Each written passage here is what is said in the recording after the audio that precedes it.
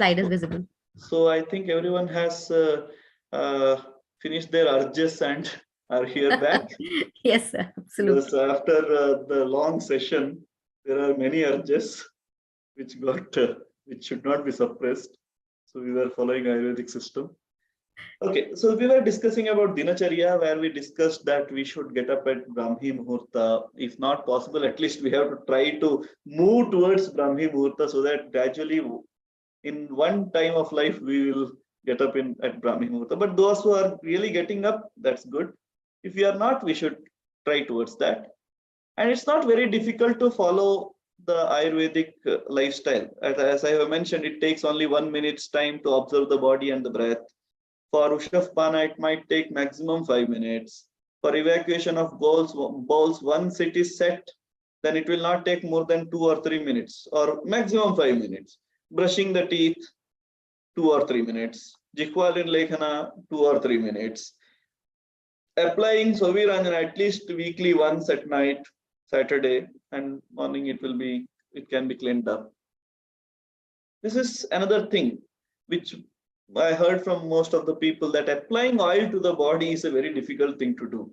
It takes a lot of time, and we cannot sit that much of time and spend that much of time, because we have to go to office, we have to go to college, we have to go to school. These are so many excuses are given. But I must say that those are just mere excuses, because even I go to an university, I do have a busy schedule, but it's very easy to apply oil and take bath, and it takes only 2 to 3 minutes. I have kept a timer, and then I started applying the oil to the body, and it takes only 2 to 3 minutes to apply body from head to the toe, not more than that. But still, Ayurveda knew that people still will feel it difficult to apply oil to the body. So it suggested one easy method, that at least Shirashravana Padeshu, Shiraha, Shravana, and Pada. Pada means legs. At least apply oil to the head, ears, and to the legs. Legs means actually at the feet part, because these are the places from where Vata enters or cold enters. So if we can apply oil to those places, then most of the time we will be safe from these type of problems of Vata and Kapha, or any rogas which are coming from outside. And applying, because this is Akasha Desha. Akasha, we say, the ears are actually, there's a space. And when we put oil to that space, the area of Vata will be balanced. And similarly for heads, leg, at least these places, if we apply, that will give us a good health. But weekly, at least twice or thrice, if we can apply oil to whole of the body, like doing like massage and all, just to rub the hand, rub the body after applying the oil. And you need not wait for taking bath for some half an hour and all. Yeah, it is prescribed to wait, but in case if you don't have time, at least apply the oil and take bath. There will be some part of oil which will be remaining after taking bath, and that will actually fill your body. That will nourish your body. Now, there is another question, what type of oil to be applied?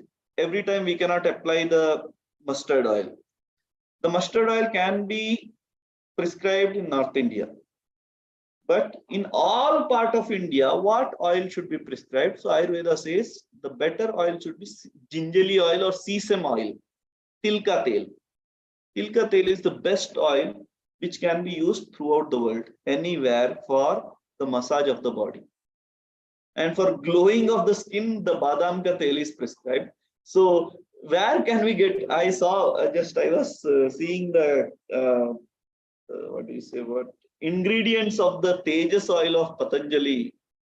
In that you will find 7 or 8 types of oil mixed. I think that is one of the good oil which we can use for applying to the body. But if you go for tilka tel, there is nothing else better than that. Okay. And then performing exercise. Now this is another thing which we are ready to go to gym when we are not healthy, or we are ready to go to the doctor, but we are not ready to perform 5 minutes of or 10 minutes of or maximum 15 minutes of exercise daily. Something is better than nothing. If we do something, then it is better than doing nothing. So at least 5 or 10 minutes, if we can do, if we give some exercise to the body, that will also do, because slowly it will get accumulated. Whatever exercise you are doing daily, that will get accumulated, and that will lead to good health. Then taking bath daily. These are some daily regimens, which are some daily regimens. I have not mentioned all, but these are some which can be done regularly. And there are some which need to be done on specific seasons, or regularly also it can be done, but there are some which can be done only in a specific seasons. Udvartana, like massaging of the body with fine powders of various herbs. Karna Purana, filling the ears with medicated oil. So here we are applying general oil, but we can fill the ears with medicated oil. Then there is a medicated smoking. Then wearing the aromatic garland. It was there in olden days, but now it is not there. This practice is not there. Then Padatrana Dharana, which we do, wearing footwear. When this is actually practiced, not only in villages, but also in cities also we are practicing this, wearing footwear. Inside the house too we wear it, especially in the cold places like Delhi, especially in North India. North India is the coldest place I can imagine, because I was there in Jammu for 1 year. I was there in Lucknow, Rajasthan and all. And I have experienced the cold there. Someone has asked, should soap be avoided after applying oil? No, please don't avoid soap. It need not be avoided. We can apply soap, and but still after applying the soap also, there are some cells, there are some holes in the body which have already absorbed the oil which you have applied. So you need not worry about applying the soap. Soap can be applied. There is one question, which seasons? I didn't understand the question. Dr. Poonamji, can you please repeat the question? Can you elaborate the question?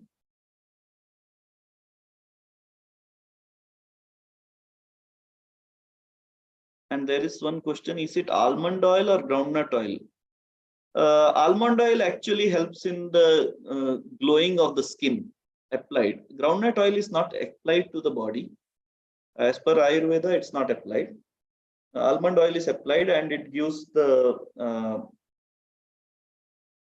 glow to the skin, and there are many skin related diseases like eczema and all which get reduced. One more disease where this skin gets black and all the pigmentation, that gets reduced. But the oil should not be purchased from the this supermarket. It should be cold pressed oil or wood pressed oil, then that will really work. Specific seasons there are different seasons, different things are mentioned, so it's very difficult to present it here. Like you are asking about to be followed on specific seasons. So there are a lot of indications. There is a chapter called Rutucharya in Charaka Samhita. There is in Charaka Samhita as well as in Ashtanga Hridaya. If you refer that book, that will be helpful. Otherwise, it will take a lot of time. Depending upon the Vata, Pitta, Kapha, the exaggeration, there is a time when Vata gets exaggerated, the Pitta gets exaggerated. Like in cold and rainy season, the Vata gets accumulated in rainy season, then that gets exaggerated in cold season. So that's how, depending upon that, this should be means this type of, when there is a problem of cold, means then there is a problem of kapha, this medicated smoking must be done. But if that cough and that cold is because of allergy, then this should be avoided. That are some things which we need to keep in focus. Yeah, it can be applied. Almond oil can be applied, but yeah, but prescribably, as I said, if you have a doubt, then please go with tilka tel, which is for all the seasons. For face, yeah, almond can be applied in winters too. No issues. Night time you apply and sleep. Morning morning you can wash it out. That's all. Yeah, then there is Chhatradharana, Tambula Sevana, chewing betel leaves, which actually balances the kapha and it actually helps in digestion of the food. So Tambula Sevana is very good to do. Then avoiding sinful acts. There is a very detailed discussion about what are the sinful acts. If you just go and read there is a chapter called Indriyopakramaniya Adhyaya. If you want, you can just note it down. Indriya Upakramaniya Adhyaya. The first book of Charaka Samhita is Sutrasthana. In Sutrasthana, you have a chapter called Indriya Upakramaniya Adhyaya, chapter on the control of senses. So that chapter, if you read the whole, these all things you will get there. Okay.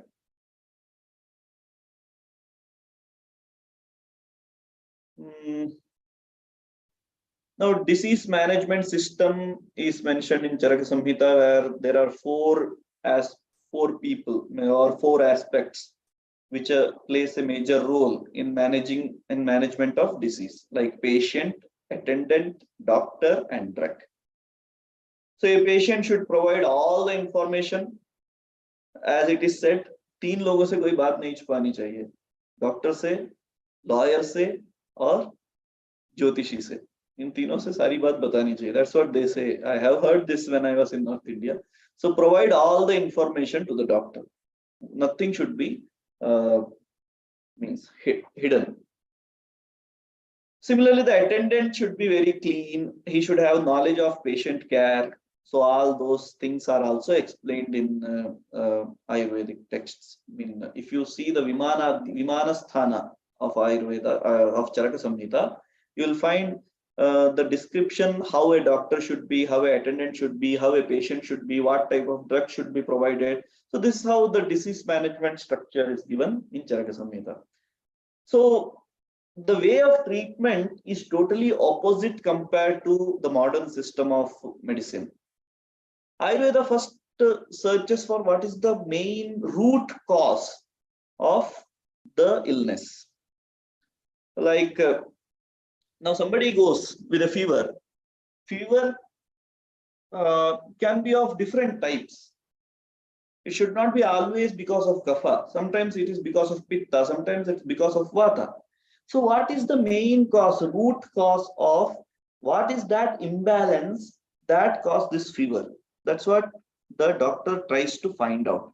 For that, the doctor uses all his knowledge and experience. He just does not see that, oh, okay, so you have fever, take Dolo 650 and take this antibiotic. So that will cure you. That's not the way the Ayurvedic doctors treat their patient. So there are different types of parikshas, way of finding out the disease that I will explain later. But they first try to find out the cause, hetu. Then they go for the symptoms. Then based on that cause and symptom, they suggest the remedy. Actually, there are three types of remedies explained: Adi Bhautika, Adi Daivika, and Adhyatmika type of remedies. Because based on the disease, again the disease are of three types: Adi Bhautika, Adi Daivika, and Adhyatmika. Adi Bhautika diseases are just because of the whatever we eat, something and something happens. That can be treated from the medicine. But there is another level of diseases which may not be cured from the medicines which are given by doctors. So sometimes Ayurvedic doctors suggest the patient to go to the astrologer and find out what is the problem, and some shanti is done. And after that, if the medicine is given, the patient gets cured. This practice is done in Udupi's that Dharmasthala Manjunatheshwara hospital. When I asked the doctor, he said that we actually follow this system. Okay. Then this what do I say? What I was saying? I forgot. So just a question here. Yeah. So you said there are diseases happen because of three things. One, because of what we eat. Second, when you send us to the astrologer and we understand. No. Yes. Thank you. Adi Bhautika, Adi Bhautika, Adi Daivika, and Adhyatmika. Three types of means three types of rogas, you can say. Three types of illness. Adi Daivika, Adi Bhautika. That's a level in which Laukika level, if you say the physiological level. Okay. Then another is Adi Daivika, which is something divine level. And another one is spiritual level, Adhyatmika level. See, many times, even if you see astrologer, you have done all the shantis, you have taken all type of medicine, still you are not getting recovered of the illness.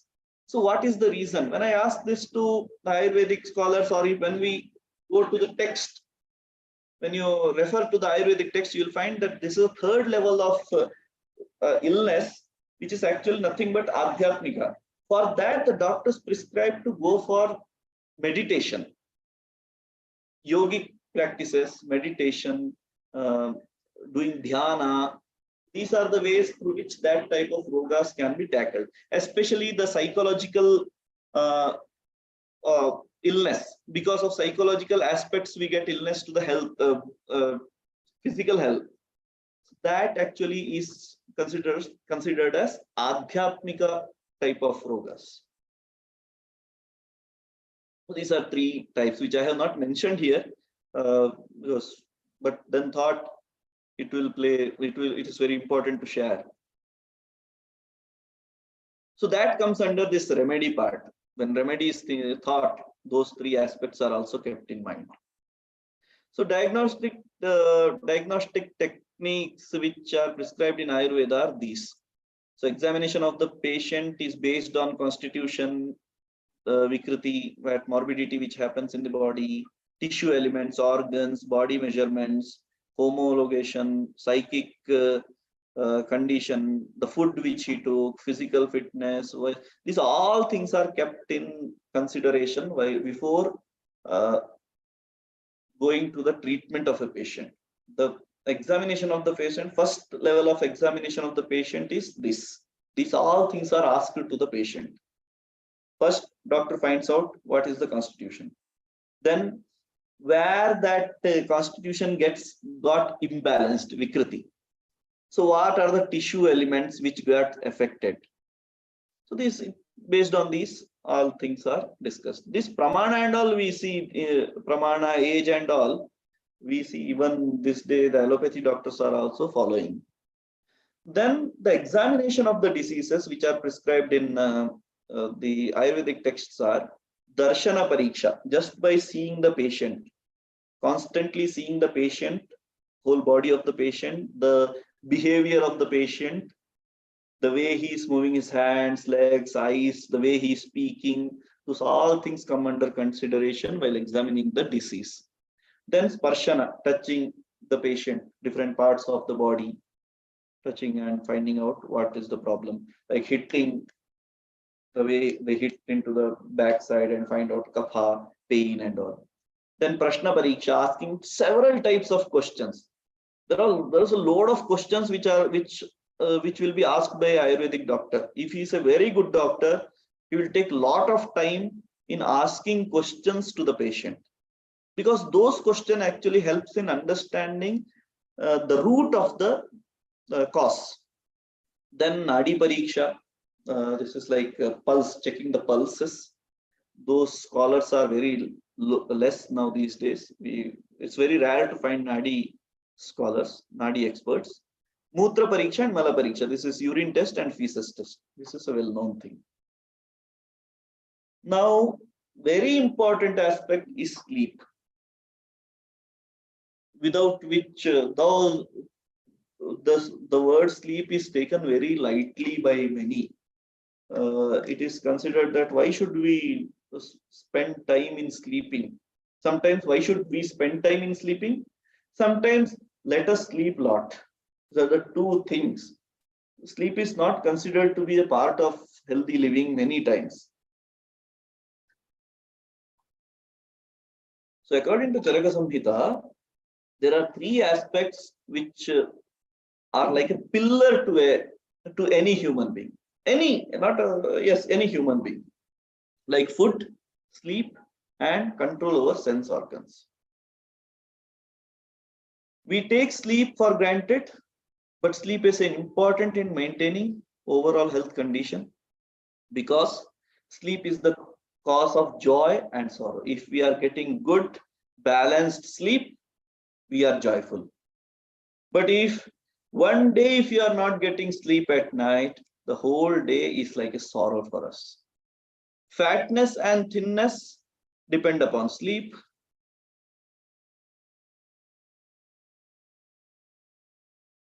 Then energy and weakness depends upon sleep. Sexual energy and loss of potency depends upon sleep. Knowledge and ignorance depends upon sleep. So, the people think if we read till 2 o'clock at night, 3 o'clock at night, we will become very great scholars. No, that's the Mahadevan. Now Mahadevanji presented in front of you.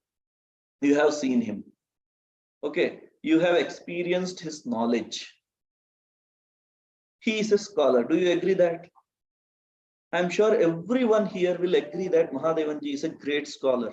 He has done a lot of research in his area as well as in the area of Indian knowledge system. Now, let me present you. He wakes up at 4 o'clock early in the morning. Okay, and he sleeps by 10 o'clock in the evening. That's his timetable. I have been continuously with him because he's my guru. So I have been with him for last 6 to 7 years now. He has been guiding source for me. So I know his timetable and all, his way of living I have seen. So he gives enough time to sleep. And that is why his knowledge is so high. Because he gets up early in the morning and sleeps in time. And because of which the mind always is sharp, is fresh throughout the day. And that freshness gives the calmness also, which helps in understanding the concepts easily and presenting the same. Yeah, there is one question by Mary Ji. I will answer that soon. I have seen your question. I will answer that soon because I'm coming to that. Okay. Yeah. Sleep problems can be classified into two: insomnia and unwanted or excessive sleep. Insomnia may lead to see, there are two types that we know these things, so I will not going to explain it in more detail. But there are some people who don't get sleep. There are some people who get excessive of sleep, even though not interested, still sleep is there.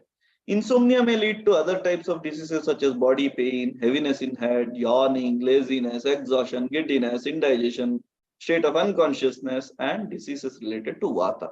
If the people are not getting good sleep, it will lead to vata. Ayurveda suggests several measures to solve this problem of insomnia, like applying oil to the hair, taking hot water bath in the evening, drinking hot milk before going to sleep, then applying oil to the feet, also clean room, burning, some good aroma should be there, okay, that, and soothing music. These things actually is mentioned in Ayurveda, which will give good sleep. Okay. And then both unwanted and excessive sleep is caused due to perturbed kapha and pitta. When kapha and pitta are disturbed, yes, I forgot to mention when I was discussing the kapha. Kapha causes deep sleep. Now, can you connect it with some thing? When I was said kapha, childhood, you can connect it very easily now. The children sleep for long. The children who are suffering from kapha, they will sleep more long. So that's why it is prescribed to allow the children to sleep as long as they want to sleep. But yeah, I understand the problems of parents, because I am also a parent, so I can understand that problem. We have to send the children to school, so we have to wake them up, and so they don't get enough sleep. Actually, they need some around 12 to 16 hours sleep, which these days the children are not getting. In earlier days, the children were sent to school after the age of 8. You might have heard that after the Upanayana Samskara and all, they were sent to the Gurukula. But till then, they were allowed to follow the Ayurvedic system. They were allowed to sleep for 12 to 18 hours, because that actually balances the kapha. But these days, we are not allowed to do that, because we have to, from pre-KG onwards, we start sending the pre-KG and before KG. Pre-KG onwards, play school, and then LKG, then UKG, then first standard. The children will never get time to sleep. So that actually affects in their immunity part. Later on, that creates the problem. Okay. Both solutions suggested for this are evacuation therapy, cleanliness of the body, then medicated smoking, which I was mentioning earlier, physical activities, bloodletting, fasting, and subduing of tamas. Because there are 6 types of sleep, which I will be explaining soon. There are 6 types of sleep. One of that sleep is formed because of tamoguna. Tamoguna, you say there are 3 gunas: sattva, rajas, and tamas. Tamas is it's a part of a psychological thing, and that actually leads to physical imbalance of things and all. Okay. So these are the 6 different types of sleep: tamobhava, shleshma samudbhava, manasharira shrama samudbhava, agantuki, vyadhyanuvraktini, ratri swabhava prabhava. These are 6 types. So now I will give you some time, again 2 to 3 minutes you can take. You can see the meanings here, and you will understand it very clearly. Till then, I will answer the question which was asked by Mary G, I think, if I'm not wrong. Yeah, Mary Ray. She asked me, kindly share how working mother with infant can manage sleep. See, sleep itself, first thing, for explaining sleep, I need 1 hour. 1 whole hour I will be needing for explaining the sleep, because it's not only for 1 hour, it will take long, but still at least 1 hour if I can get, I can explain the sleep in detail. But just for now, the best sleep for a daytime, one which I have heard, I have been hearing from my grandfathers, grandmothers and all, is whenever infant sleeps, the mother should sleep. Okay, that is the only time when mother can get a sleep. But in case if there is an infant and mother is going for work, whole night she is unable to sleep. Now she has to go to work. So the only possible way is whenever there is a small breaks, in that break, she has to fill the sleep by sitting in a sitting posture. Ayurveda prescribes sitting posture in a daytime. Daytime, one must not lie down and sleep for long. Sitting posture, if you close your eyes and give some power nap, that itself will be very powerful. That's why it's called as power nap. No, it gives a lot of power. So that's how it can be managed. In Ayurveda, there is no explanation about how a working mother with infant can get a sleep. But this is some ideas which we can do. One thing which we have to try, whenever the child is sleeping, we have to sleep with the child.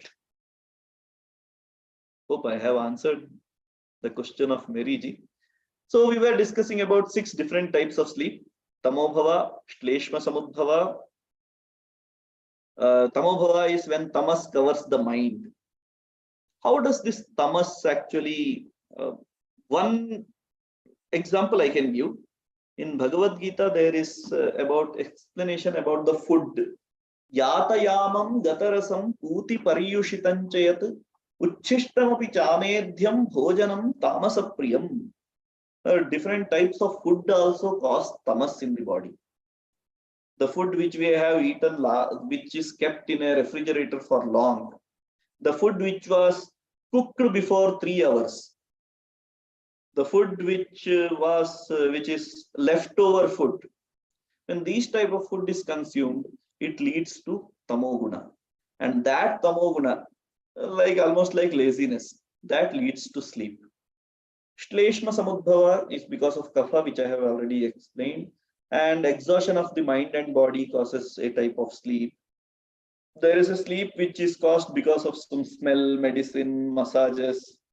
Okay. There is another type of sleep which is caused because of diseases like fever. Then there is a natural sleep which we get at night, and this is the best of all the 6 sleeps. So one is prescribed to go for this sleep. I don't know any technique. I'm sorry, but what technique I follow is the technique which I follow is I put I use this Jnana Mudra. So it is called Jnana Mudra, but it actually gives focus to the brain. And when this is done and kept and eyes are closed, focusing on only one thing, any one area, the sleep comes to me. Any other technique, I don't know, I have never tried, because I get good night sleep. So I'm sorry, Alkaji. But you can try this one, which I tried, which I usually try whenever I don't get sleep. But that helps me. Okay, so these are the 6 types of sleep.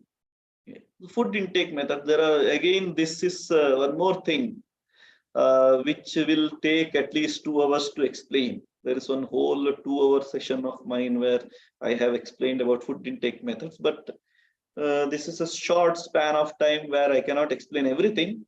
But most of the diseases caused due to wrong and excess intake of food. Food is of 2 types, Guru and Laghu. If I have to cover everything in one slide, I will say food is of 2 types, Guru, which is hard to digest, like maida, paneer, these type of stuffs, which is very hard to digest. And there's another type of food which is very Laghu, easy to digest, like khichdi and all. The Guru causes fatigue, increases the quantity of bodily weight, but is strengthening, satiating, and growth promoting. So for our body, both type of food is important, both Guru and Laghu. But in a specific, what do you say? In case if I am eating some Guru Ahara, so we should not eat it beyond the half of the stomach. Means my hunger, if one is my hunger, then I should eat only half of my hunger. I should not try to fill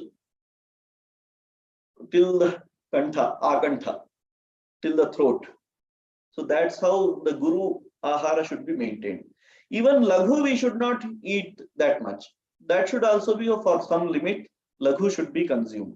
And Laghu is the opposite. It reduces weight, heals the wounds. Then, so these are some qualities of Laghu Ahara and Guru Ahara.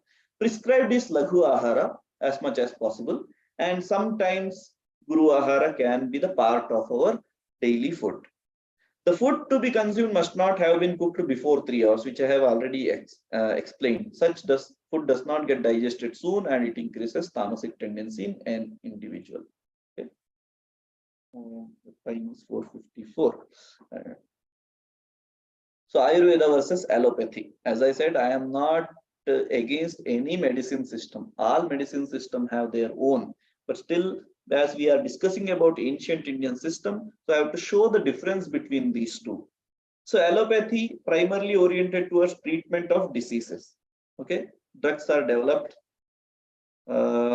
assumes that elimination of specific cause of disease such as microorganisms will cure disease. So that's what their way of. And when some of the allopathic doctors, when they were approached, they say we actually follow trial and error method. the clear mention was we go for trial and error method. Trial and error method means we try one medicine. If that does not work, we'll give another medicine. For that testing and all they do, and lot of things are there. So now, if there is something, first thing given is antibiotic. But in Ayurvedic system, it's something different. The orientation is totally towards prevention, health maintenance, and treatment. Then treatment. Ayurveda assumes that a disease is a product of imbalance in the body. First, that what I was speaking, Vata, Pitta, Kapha, Dhatus, Mala, the Agni, when these gets imbalanced, the diseases occur. So that those things we have already discussed. So I am not going in detail about this. We will continue with next slide. Drugs. As I mentioned, the drugs part is very less, but has a very important role to play. Though the discussion is very less, and comparatively less. If we compare preventive part and medicinal part, treatment part, then treatment part seems less. And in that, some herbal formulas, bhasmas, medicated oils, these are explained. The thought process which goes in Ayurveda is whatever food we eat, whatever herbs we see in this whole world, every herb, every food has a medicinal property in it. But depending upon the constitution of the body, the food starts reacting. Amulam aushadham nasti. That is a Sanskrit saying. There is no nasti moolam anaushadham. There is no root in this world. Root means the root of plant. There is no root of plant which is not a medicine in this world. So every root, whatever herb, whatever plant you see, whatever things you see, even a grass has a medicinal property in it. That's what the saying Ayurveda says. So there are some, so these are divided into rasayanas, bhasmas, taila, ghrita and all. So rasayanas are like the very famous rasayana is Chyawanprash. So it actually helps in any rasayana if you take that will have a nutritional value of the food digestion. This whatever we eat, it gets consumed by the body. The body will take it to the all part of the blood will take it to the all part of the body. Then transportation of the nutrients to the tissues, bioavailability of nutrients. So all these things are taken care by rasayanas. So that's why it is said that one must consume Chyawanprash daily twice, and then the milk should be drunk after that, because the nature of Chyawanprash is with heat. So Chyawanprash, if it is eaten daily, with that a glass of milk should be consumed.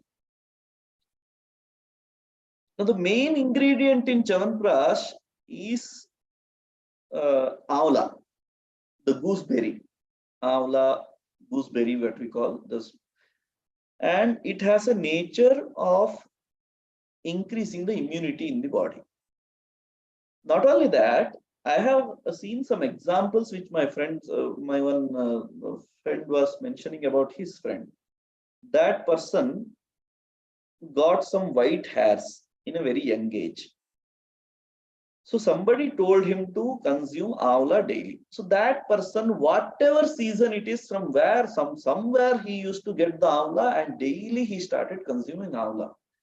His problem of white hairs is totally lost. Now he has very black hairs. And that's why the people who consume this Chyawanprash daily, they don't get aged soon. So they means their age is longer compared to the other people who don't consume. Then we have the preparing of bhasmas, which are prepared from the mineral preparation. As we have from minerals like metals and all, the bhasma is prepared. Swarna bhasma, Rajata bhasma. These are some type of powdered form. These are powders made up of metals or mineral metals. They are also called as mineral powders. So they also help in this treatment and extraction. Okay. In 1970s, the government of India appointed a panel. Now, government of India, till then there was a problem. The Indian government didn't know that yesterday when no, sorry, yes, not yesterday, day before yesterday when Mahadevanji was introducing Indian knowledge system, he said that there is a the importance, when he was explaining the importance of Indian knowledge system, he showed the economic side of that, like this patent and all. At that time, now Indian government understood that if we delay, all the Ayurvedic formulas will be taken away by the other countries, and we have to pay them for our own medicines or our own formulas. So Indian government in 1970s they established a panel for this for evaluating these formulas in Ayurvedic text, and they did it, and which has over 5-6. They came up with a book, Ayurvedic Formulary of India, where you will find 560 evaluated formulas, 22 bhasmas, and 55 rasas. This is one side. But later on, lot of works happened. There is one text called Sahasra Yoga. In Sahasra Yoga, you will find 1,000 such formulas for different rogas. Okay, so that is the later text. But this is first time when India actually thought that we should start evaluating the formulas which are given in Ayurvedic texts. Okay. The milk can be skipped. The reason why milk is prescribed is just for the sake, in case if you have a problem of pitta, then this might increase that pitta. So to reduce that pitta, this is prescribed. At least something you should take which will reduce that, which will calm down the heatness of. If you don't have that problem, then it's perfectly fine to take Chyawanprash without milk. Then there is a concept called Panchakarma. I will skip this concept because then it will be delayed. I want to speak at least a bit of psychological aspects of health. If I cannot do that, then the whole thing will be missed out. So what we will do, we will take each and every aspect slowly, so that whatever we are sharing, whatever knowledge we are sharing with each other here, or we are discussing here, that should get freezed into your mind, so that when you are teaching to your student, you can give all the aspects instead of just if I can finish all the slides, but then that will be like incomplete knowledge shared by me. So though I may not be able to complete all the slides, but whatever slides I will complete, that let us make it thorough. Hope that is fine with everybody.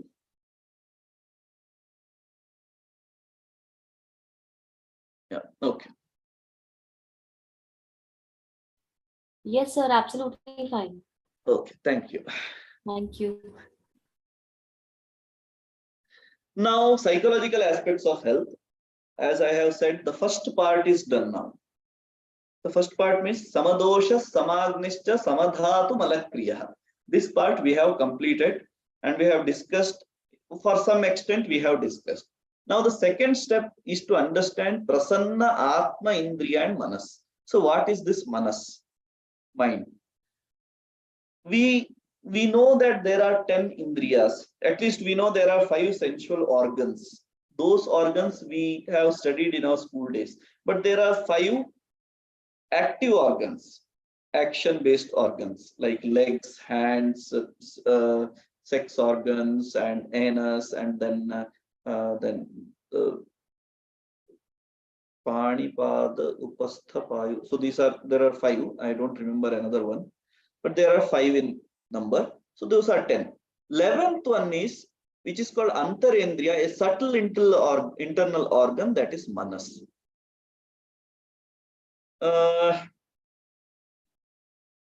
This internal organ of our actually gives us the awareness about happiness and unhappiness. Now, from where this happiness is experienced? I asked this question to our student.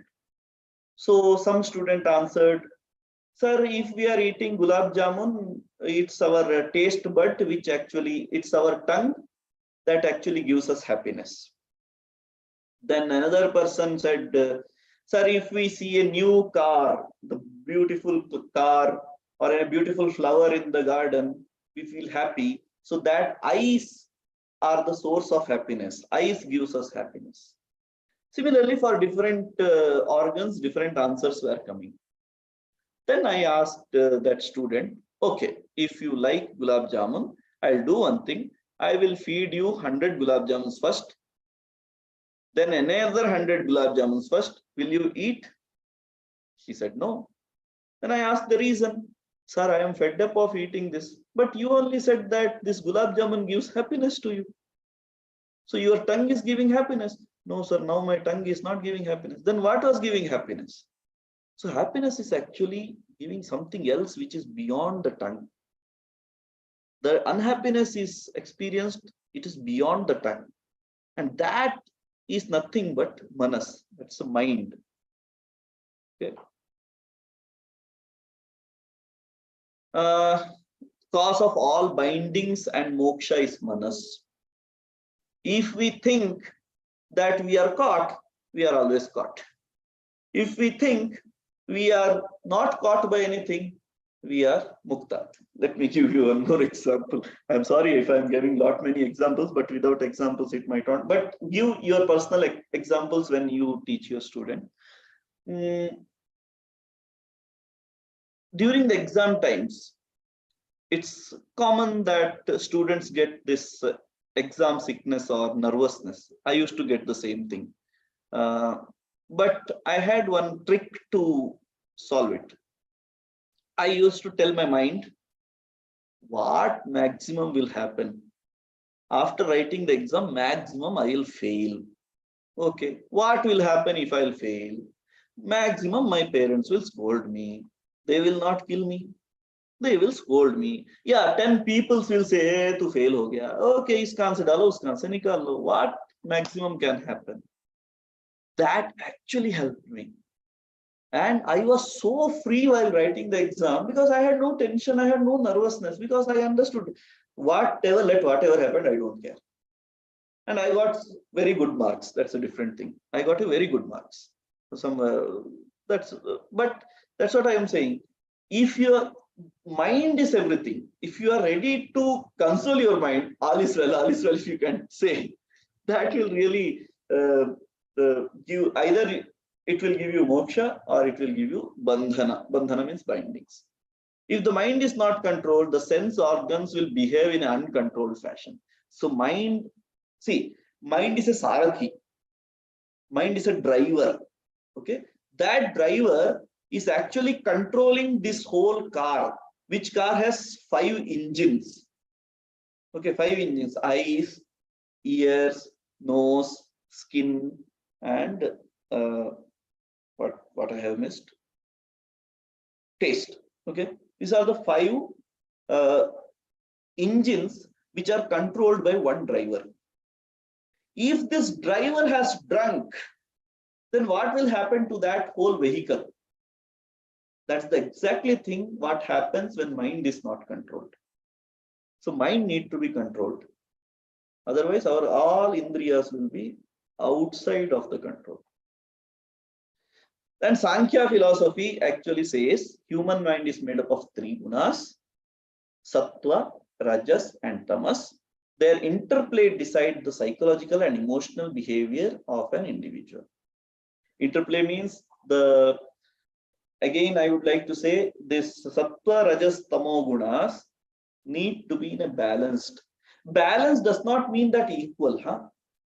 If 100%, a person is 100%, you must not think that 33% should be kapha, 33% should be vata, 33% should be pitta. No, balance does not mean that. Sometimes based on the constitution of the body, sometimes vata should be more, pitta should be less, kapha should be somewhere maybe between, or maybe equal to kapha, maybe equal to vata. That can happen. But that balance does not mean that equal proportion. Balanced, that's all. It's not equal. Similarly, the triguna should be balanced depending upon the area in which you are working. Maybe the rajoguna might be needed more when you are a politician, when you are working in a army. Rajoguna needs to be more. What rajoguna is, I will explain. Then you will understand it more clearly. When rajas and tamas get perturbed, when they are disturbed, that they cause psychological disorders. Sattva is a very pure thing. Sattva guna is a very pure thing. Rajas and tamas are the problem. Rajas and tamas are the gunas which actually create problem and which actually imbalances the psychological and emotional behaviors. Okay. What does Charaka say? Charaka actually says when a person performs inappropriate, inauspicious deed, being impaired by buddhi, okay, intellect, or controlling power, or smriti, okay, because of these, the doshas get aggravated. Similarly, he also says, Kala buddhindriyarthanam, the erroneous use, avoidance, and excessive use of time factor, intellect, and sense object is the threefold cause of both psychic and somatic disorders. Yeah, this needs to be explained a bit. Erroneous use means the wrong use of time, or like if I want to take Indriya, I will take Indriya. Kala buddhi Indriya, I will take Indriya. So eyes. So how to use the eyes? So if you close your eyes for some 10 to 15 days, that's not a practice to do. So it is like avoidance of Indriya. Not seeing anything, I don't want to see anything. That's the avoidance of Indriya. Excessive use. Keeping on watching TV for 5 to 6 hours continuously, or watching mobile, keeping it very near to the eyes for a long time.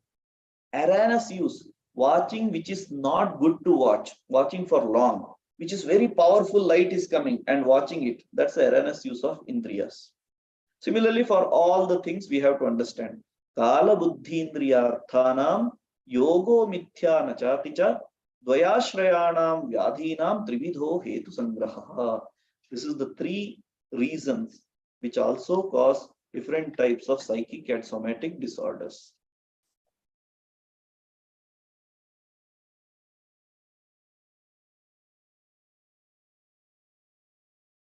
Now, this I think I need not explain this.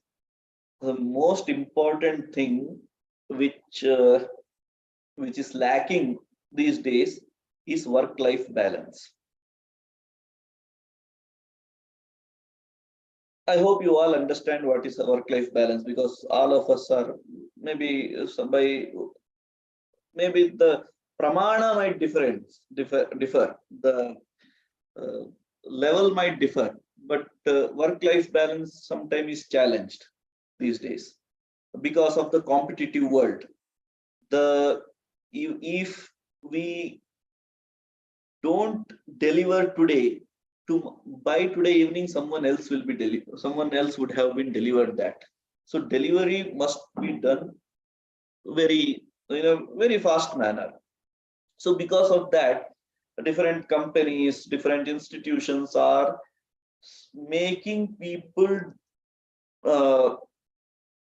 do too much of the thing which they may not be capable of doing, or they are not ready to do. And this also is affecting their family life.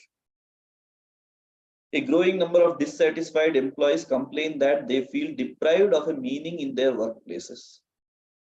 So it's not that only the workplaces are creating problem. Sometimes because our own way of living is causing trouble in our workplaces. That's also possible. We are not saying that it's only always we should not keep complaining that our workplace is not good. They are actually harassing us. They are actually giving lot of work. we don't have time for, there is no work-life balance. We should, it should not be the complaint only on the institutions. It should be two-sided. Sometimes it may be our problem. We might not be doing what needs to be done with us. We might not be taking care of our body or mind. So that is important. So work-life balance is challenging in modern society. This causes considerable stress, physical as well as psychological. Burnout, the end result of stress experienced but not properly coped with. Mahadevanji always used to say, he always says now also when I used to visit and say that sometimes I get stressed, I don't know how to do. So he gives some suggestions. Time management. He says, he gives the example, say, how do you manage your time? You can do everything, but unless you manage your time, you cannot balance your work and life. So for that, you have to first find out how to manage your time. Means gives time to each and every aspect which you are doing or in your work area or which you are doing in your life area. So if you want to balance those things, you have to manage the time. Nothing else can be done. So results in symptoms. See, I'll give you one example. My own personal example I can give here. Now, sometimes I just because of laziness, I may not be doing this exercise. I don't do this applying oil, this, that, yoga and all I don't do. So what happens? But because I have a lot of work to do, morning I wake up very early. Waking up early, direct I sit in front of the laptop and start working for some 4 o'clock. If I sit, I work till 7:30. Then I go for bath, then I do Sandhya Vandana, those things I do, and then I go to university. But because of that, what happened? That led to, because I didn't give time, not even a few minutes for exercise, not even a few minutes to applying oil, not even few minutes to take care of my body or understanding my body. I didn't give time for that. It will take only half an hour. That I did not give. Because of that, I got some diseases and my health got affected, and that ruined my 6 days, 1 week. So 3 hours to work for 3-4 hours in the morning continuously, I had to some 24/7 hours I had to just waste because of this diseases. So time management plays a very major role. If I would have spent that half an hour, I could have saved some 2 into 7, 2 7 14 hours I could have saved in other place. Anyway, minimum. Workers worldwide face increasing demands to work extended hours and consequently experience considerable work overload. These all things are known. So just read it out so that wherever there is something where from Indian perspective will come, I will explain that. Stress initially experienced at the workplace spills into personal and social life, threatens the health of an individual. Because of this stress, it not only affects the health of an individual, but it also affects the health of family members. And then we are actually feeding the health insurance companies just because of this.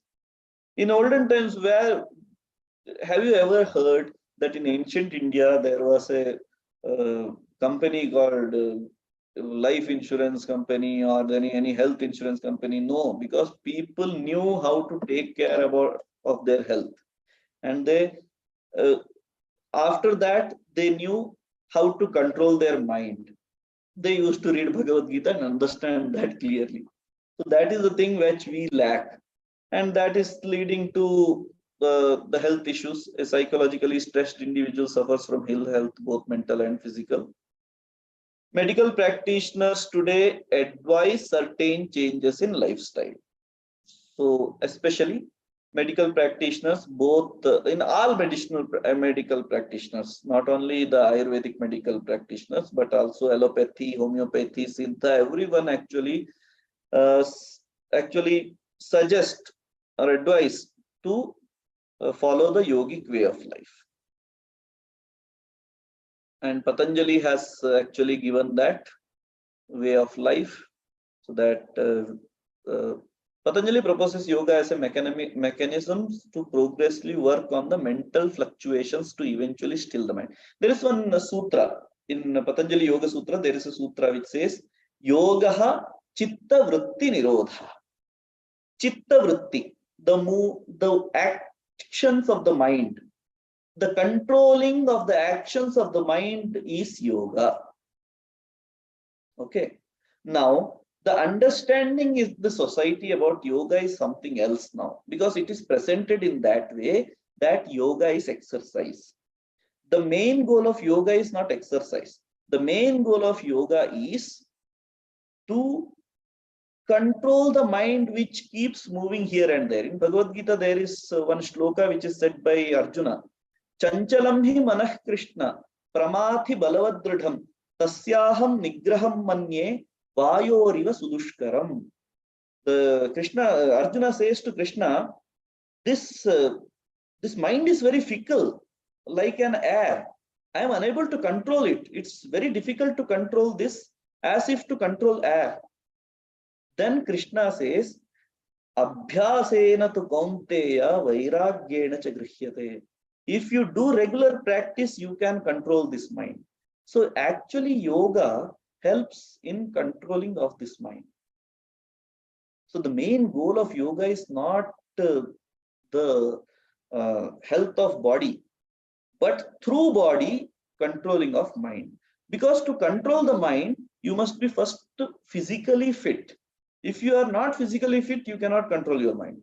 So for that reason, it is explained that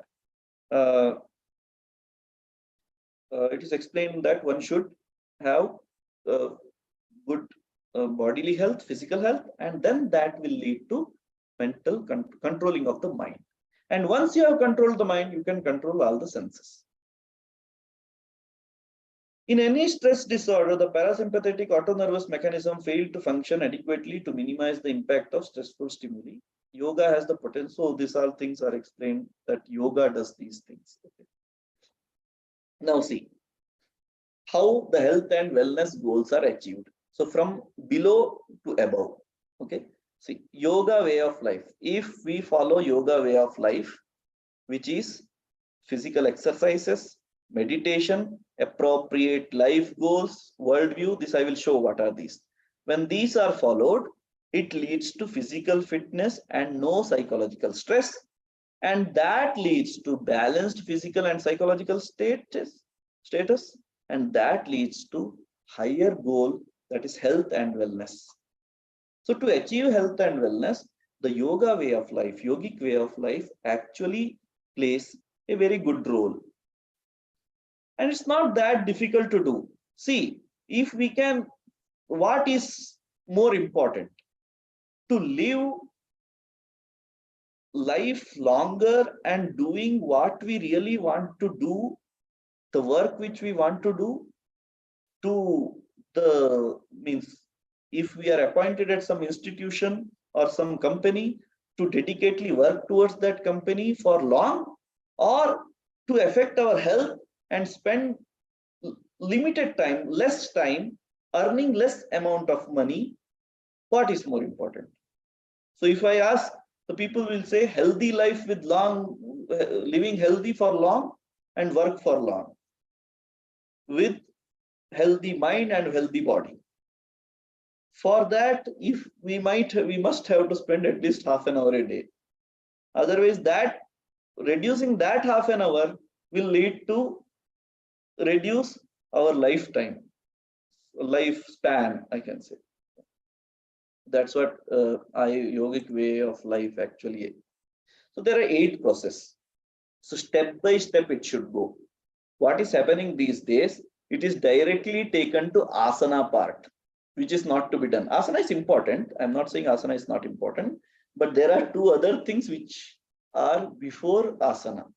If you are focusing on samadhi or controlling of mind, so first there should be yama. Yama, niyama, then asana. Yama is like control over mind. Ahimsa, satya, asteya, brahmacharya, aparigraha. These 5 are yamas. like non-violence. Non-violence not only physical violence, but it covers mental violence. Also, it covers verbal violence. So all three types of violence. Always speaking the truth, not stealing anything, following the brahmacharya, celibacy, or following the control of the senses, then not having desire for others' belongings, aparigraha. So this is called niyama. Niyama is laws like swadhyaya, ishvara pranidhana. These things come under niyama, like doing swadhyaya, reading the scriptures, our Indian scriptures, and or scriptures means whatever we are teaching or whatever we are expert at, reading that daily, focusing on that, then doing focusing some time on bhakti. So these things come under niyama. Then comes asana. Asana, what asana means in yoga, in Patanjali's Yoga Sutra, asana means sthira sukham asanam. The posture which is stable and which gives calmness and peace. That type of comfort. Okay, that posture is called asana. Not all the exercises called asana, but those exercises actually help in getting this posture. So that's why asana is good. Then comes pranayama, controlling of the breath. Then pratyahara, withdrawing the cognitive senses from their subjects. For example, now what pratyahara means, I've had full lunch now. Okay, my stomach is full. Now I should not have desire for anything. But suddenly my eyes see that there is something in my mobile. There are some apps, Zomato or some bites and all apps are there. When I open, suddenly by mistake, some notification came. There is some tasty food mentioned, and if I go for that, then that is not pratyahara. So withdrawing my eyes, my mind from that is called pratyahara. See, no, okay, notification keeps coming. My stomach is full. Now I don't want to eat anything. That is called pratyahara. Similarly for all other senses. Then dharana, continuous contemplation, holding that thing, like fixing the mind on something. Like take any one object in front of you and daily focusing on that object. Initially on the object, then closing the eyes and object and keeping that object in the mind itself. So that's how the dharana and dhyana happens. Then finally getting one with that object is called samadhi. So that's a higher level of things. So these, as I said, all these things it needs a session to explain each and everything. It will take time. Anyway, just for general understanding, you can have this. If you want to know more, then you can just refer to Yoga Sutra of Patanjali. So yes, these all things I have already explained, so I will not go in detail. So this is about, there is one company, Aditya Birla Group, which actually had done some experiment, keeping two groups. For one group, they called yoga group, another group they called physical exercise group. They made them do yoga and exercise, both the groups, and final result, they found that the people who were doing yoga, they were more efficient compared to the people who were doing regular exercises. So just for example, I thought of. There are some issues in present day psychology. Psychology is a study of mind and its behavior. Like at the core of human psychology is the basic question of individual's life goal and purpose. Psychology actually focuses on the life goals and purpose, sense of satisfaction, means of achieving them, and challenges one faces. So these are the topics which are discussed in modern psychology.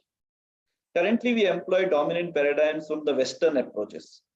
Presently, whenever we go to any psychological institution, what they teach is Western approaches to the psychology, because in India we don't have any text which say this is the text for psychology, because most of the text deal with psychology as a part of the text, like Bhagavad Gita.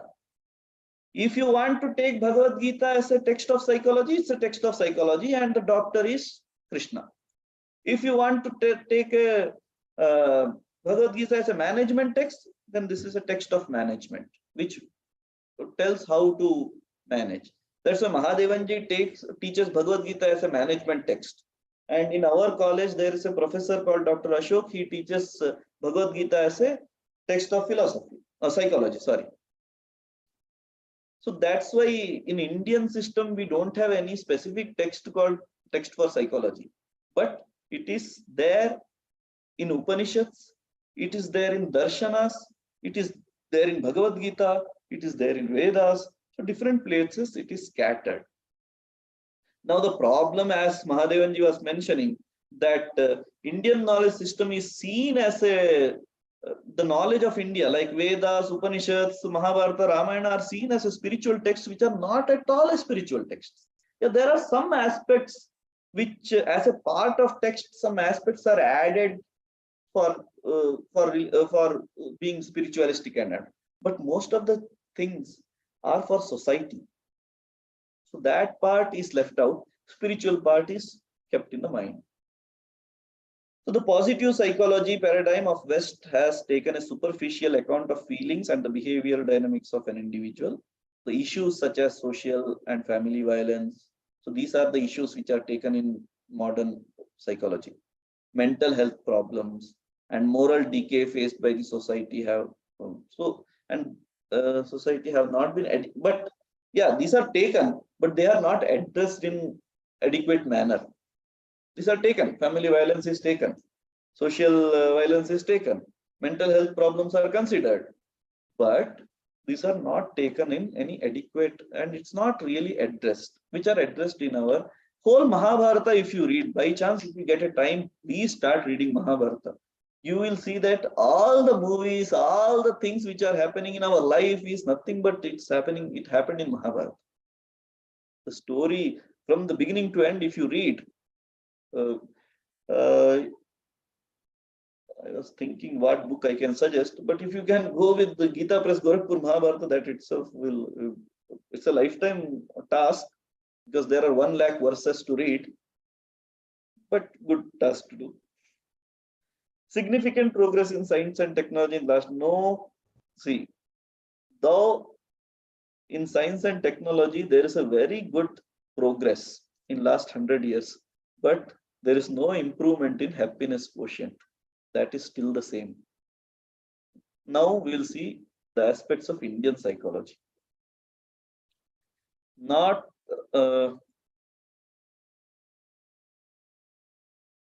confines itself to merely materialistic and deterministic aspects of human existence. It's not focusing on any, means this world it never sees. Okay. It's like body, mind, and consciousness. It speaks about self-evaluation goals. It speaks about spiritual dimensions. It asks to ask the self, who am I? Who am I? This body. Someone, if I ask this question to my students, who are you?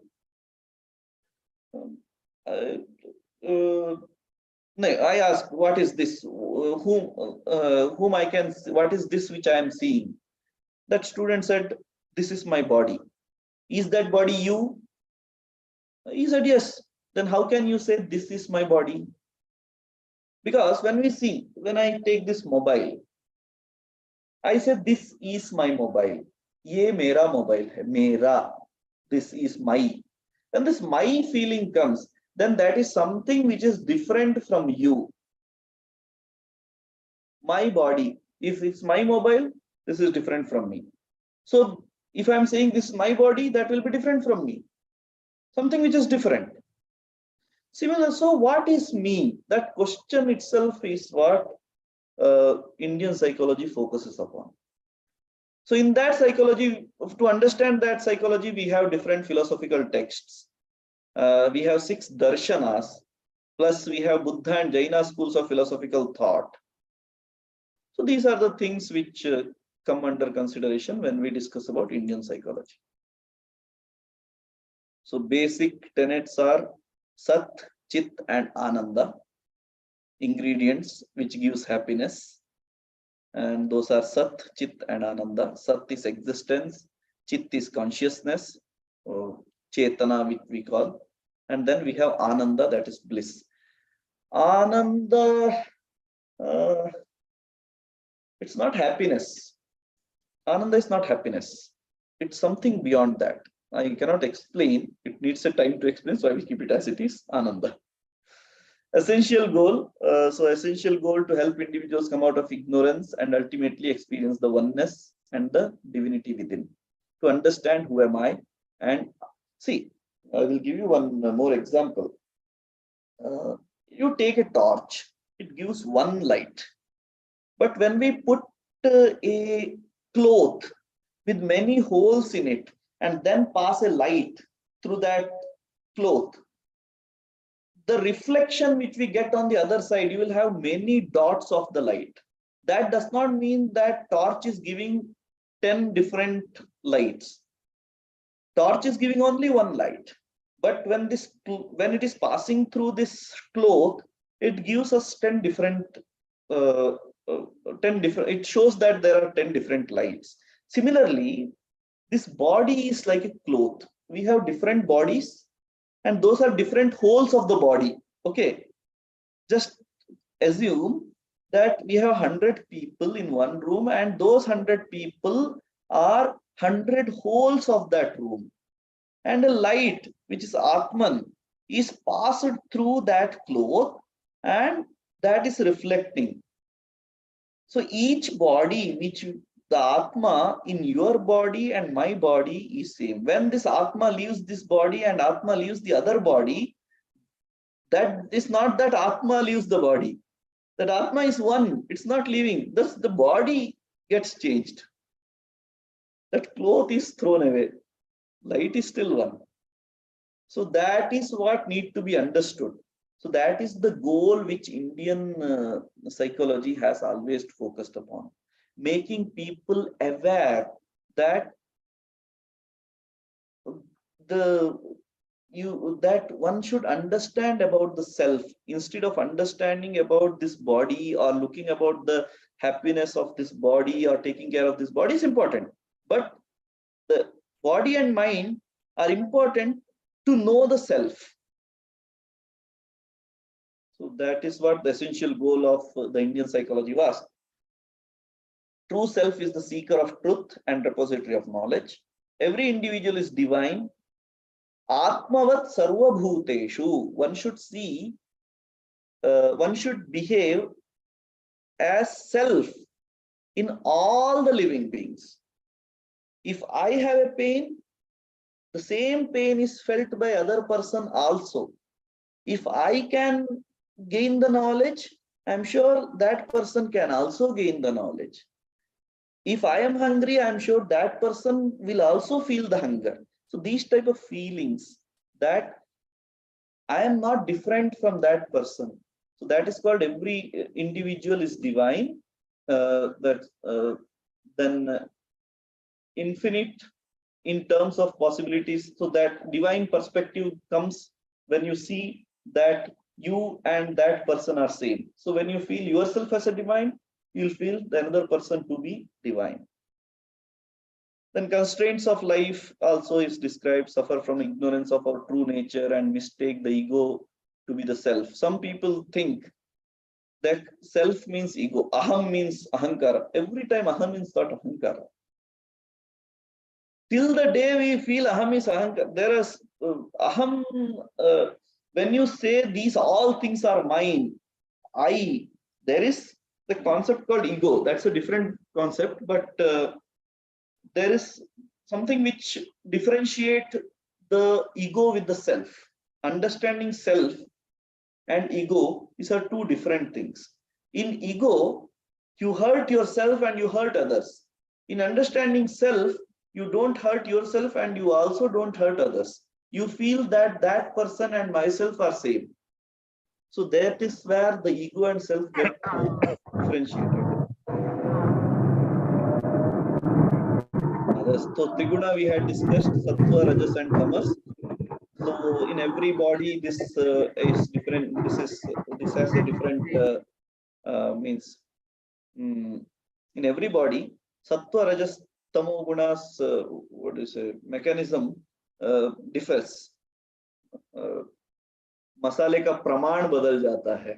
So you know the can I put, I don't know, if one entity, then 30 33 33, it should not be 33 33 33%.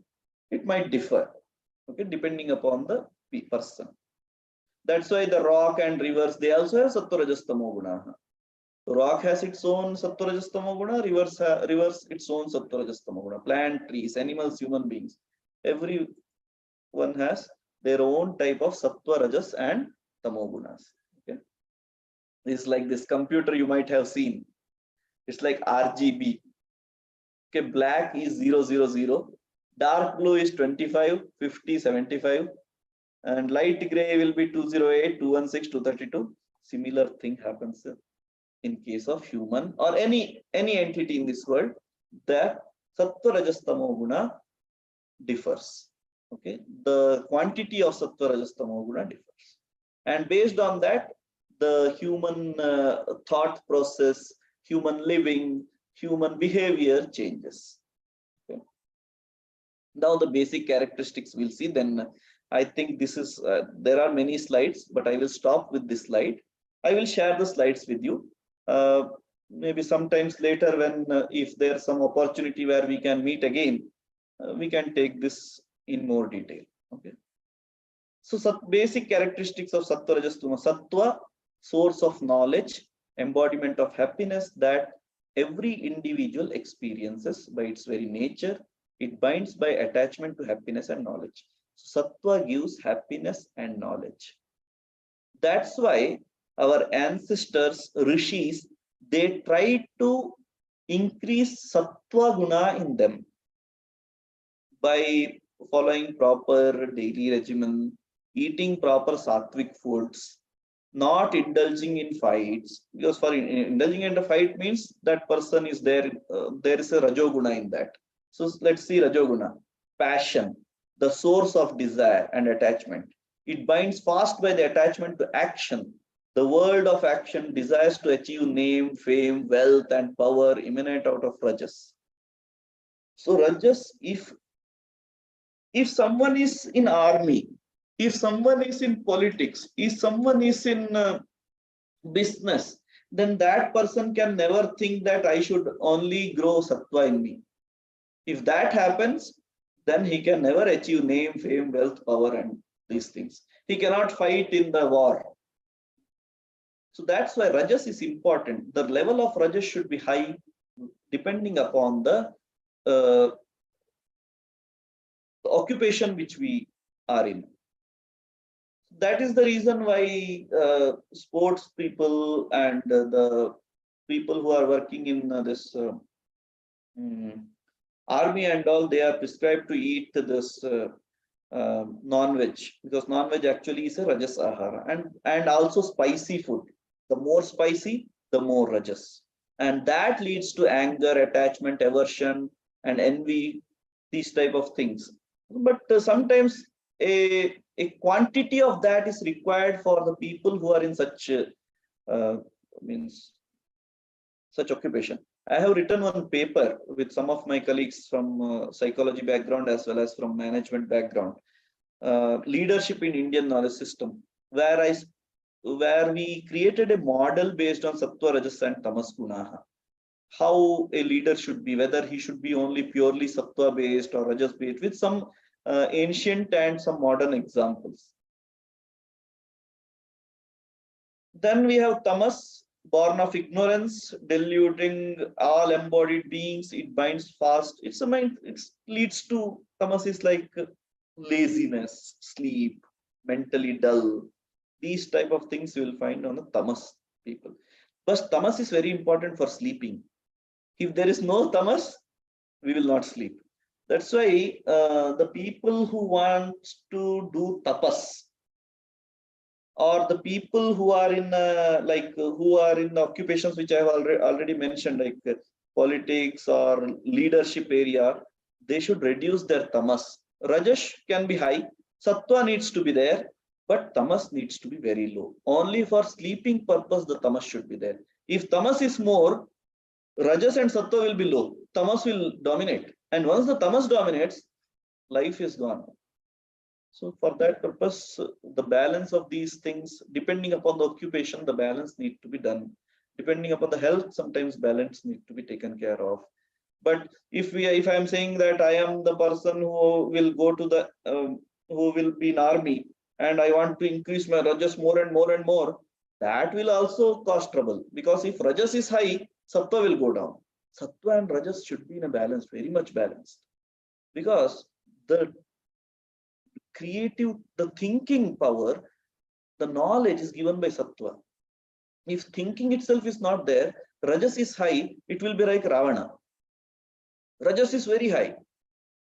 When sattva is there, high sattva, balanced rajas and tamas, then it will be like Rama. But there is a guna where sattva is high, it's like Vibhishana.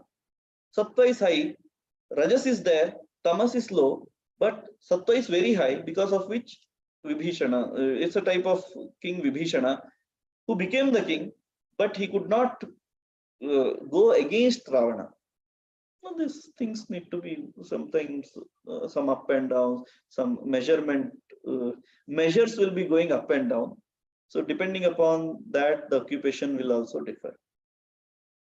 There are many more slides, but I don't want to go ahead. I'll stop here. You can read the book. Wherever you have doubt, I would suggest please write the email. Feel free to write email. My email ID is with Shikhaji, or you can send a WhatsApp message to me. My number is also with Shikhaji.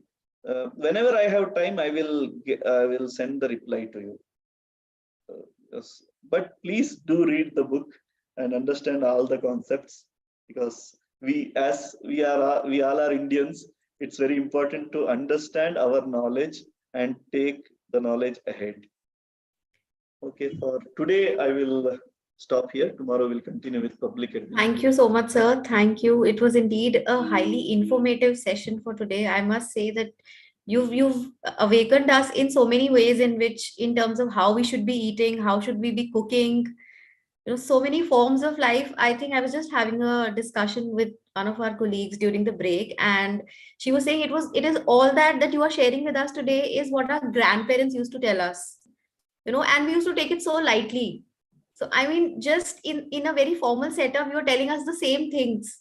So I think we are coming back full circle, and I hope our Indianization, the 75 years of independence that we are celebrating, we really instill in ourselves that Indianness which is required. Yes. So thank you so much for that recap for all of us in such a beautiful and informative way. Thank you so much. Looking forward for tomorrow's session with you, sir. Thanks a lot. So one more thing I would like to add here. Some of the participants were asking if the link for some online e-content can be made available. Sure. It will take some time, but I will give. Surely, sir. Thank you so much, sir. Okay. The session was actually really fruitful. Actually, Thank in the you so book much. also, in the book, Indian Knowledge System book, at the end of each chapter, we have given many references. Yeah. So Right. if that can be copied and given to the scholars here, they can use it in a very, I'm sure they will use it. Yes, sir. I'll share the link of your book, sir. Definitely. We have a WhatsApp group. I'll share it there. Okay. Okay. Thank you so much. Thank you, sir. Just one last announcement for our participants. We will soon be sharing the MCQs for today. So you're required to please fill them on time. Thank you so much. Thanks a lot.